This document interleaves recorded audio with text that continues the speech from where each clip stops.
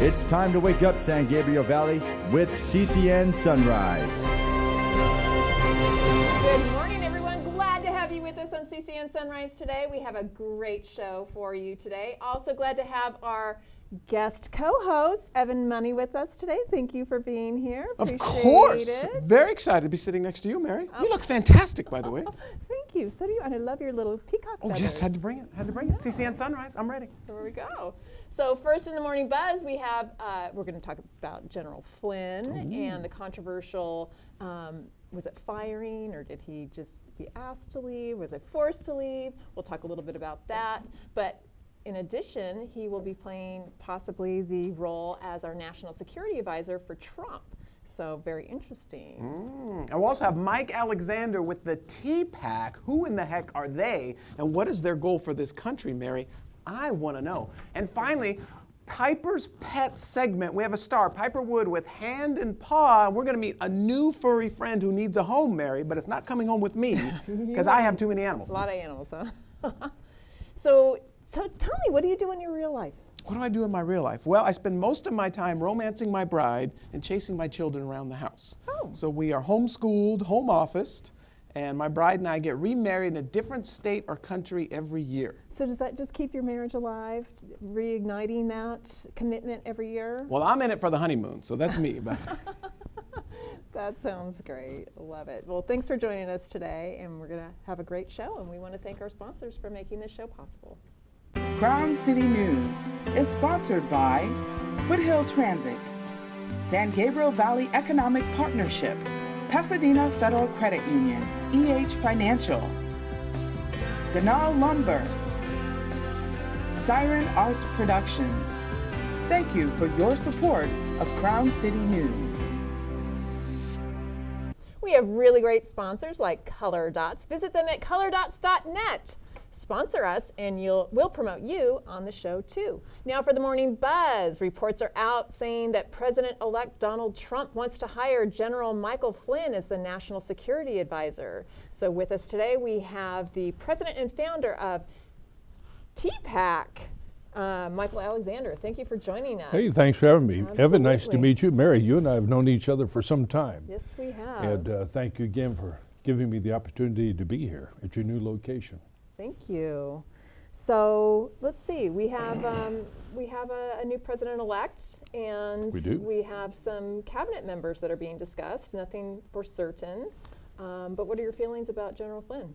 Well, General Flynn is a fine officer. He has a solid record of professional accomplishment. He got booted by the Obama administration for being too forthright about the nature of the radical Muslim terrorist threat we have in this world, and particularly that we face here in this country. I regard that as a resume enhancer, and he certainly has a capacity, like his future commander-in-chief, for blunt talk about the problems. We don't know for sure that he's been offered that position, but I think it's more likely that he would be National Security Advisor than, for example, Secretary of Defense. Secretary of Defense requires a very different set of executive skills and experience. Who do you think would be right for that role? Secretary of Defense, we've got a number of candidates. I don't have one right off the top of my head. General Flynn would be good. There's a lot of people out there. What are your thoughts about that? well, I want to get some clarification, Mike. So you're Yes. saying that Flynn got fired for actually saying the hard truth of what was really No. going on. I think that's controversial too. Was he actually fired, or was he feeling forced out, or what really happened? Well, in the Army, in the military, when you fail to advance, that's a significant factor. Whether you've actually been is what they call being passed over for promotion, and certainly in every administration, there is a foreign policy that's articulated by the president and by the Secretary of State. The president's vision, his foreign policy, what he was trying to communicate to the world was very different from the reality that General Flynn saw.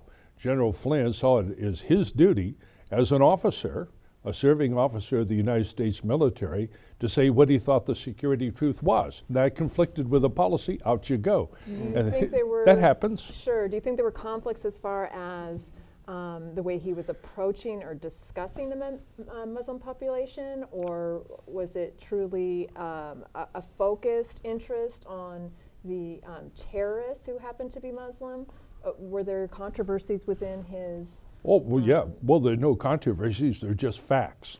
And the facts are that the major national security threat that we face, aside, of course, from the deterioration of our strategic position vis-a-vis the Soviet Union, vis-a-vis China, aside from that, the major national security threat that we face is radical Islamic international organized terrorism. And you cannot discuss that problem aside from its religious roots. That provides energy for it. And it was a mortal sin in the Obama administration to utter the words radical and Islamic together, and they chose instead to make every comment about the origins of this radical terrorist ideology a matter of either racial prejudice or religious prejudice. It's not that. But if you failed to speak about these things in exactly the right way, out you go. So he may be the right guy for the position. Correct, yeah. And I think that Mr. Trump and a succession of Republican candidates for the presidency pointed that fact out time after time. I didn't hear one of them who didn't say you can't fight radical Islamic terrorism if you're unwilling to utter those words together. And we see that that ethos, this delusion on Mr. Obama's part, infected not only the military, but Homeland Security, and every other policy that we had. Mike Alexander, will you join us and tell us a little bit more about the TPAC? Be happy to. I don't know why that's a hard thing for me to say, but up next we will have Mike and we'll talk more about what the TPAC is.